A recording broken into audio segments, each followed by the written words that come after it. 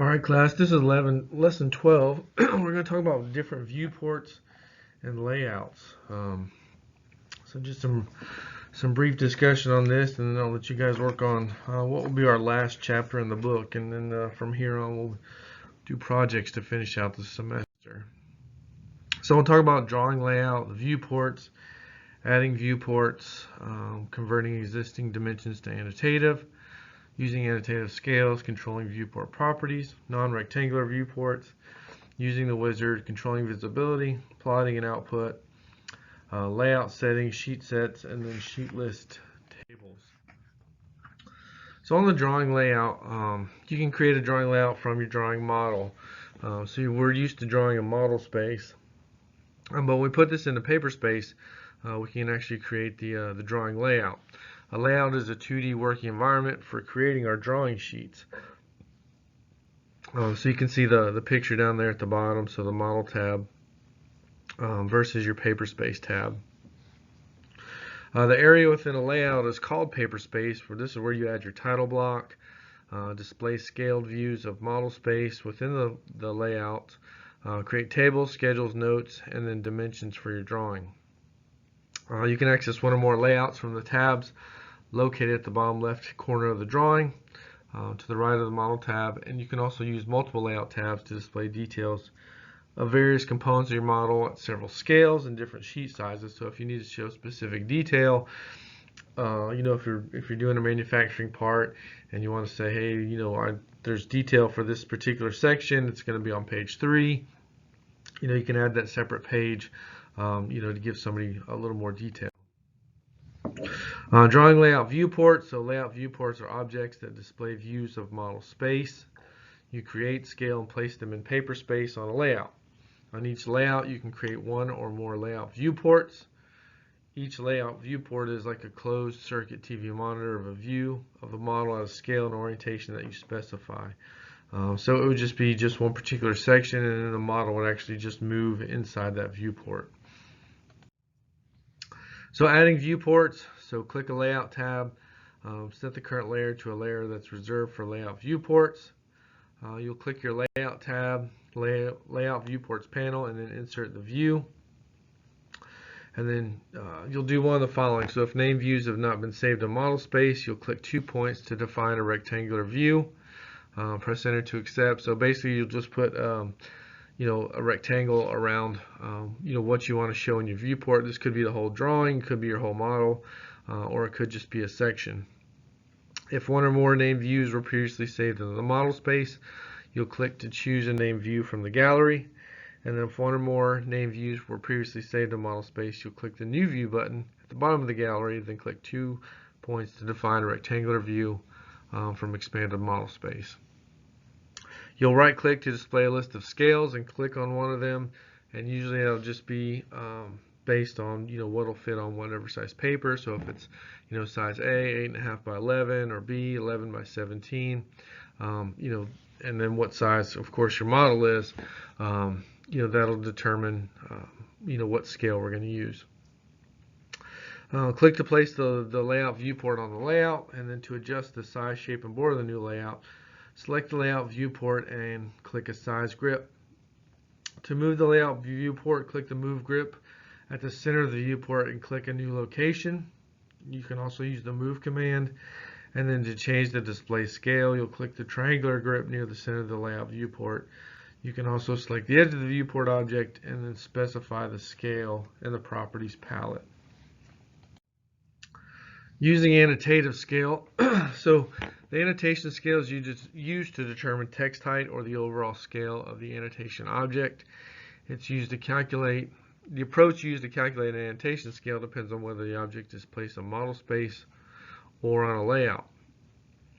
So when annotation objects are created in model space, the following must be considered: the drawing or plot scale that you're going to use in model space, and then the viewport scale if plotting from paper space layout. The text height or scale of an annotation object in model space can be set to a fixed height or be controlled by assigning the object an annotation scale. So if you just said your text is always going to be 3/8 of an inch or 3 millimeters or something like that. It would always be set at that.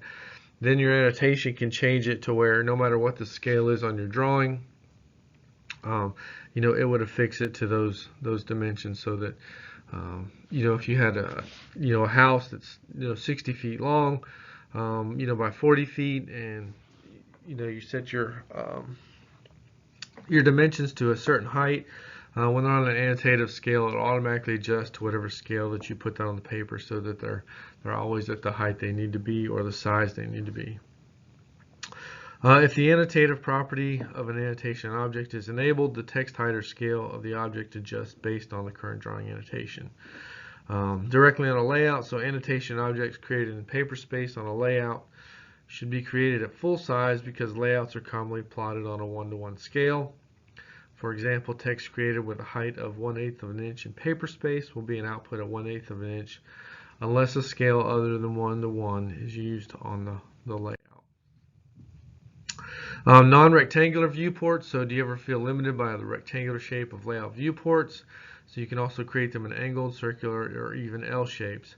So here's an example of two layout viewports, one created from a circle and the other a rotated rectangle. Non-rectangular viewports can be used to create a crop view of a very specific area. So if you want to show detail of something, they can also be used to create a more interesting and visually appealing layout. Using the layout wizard, so this will be something you'll actually go over in chapter 12.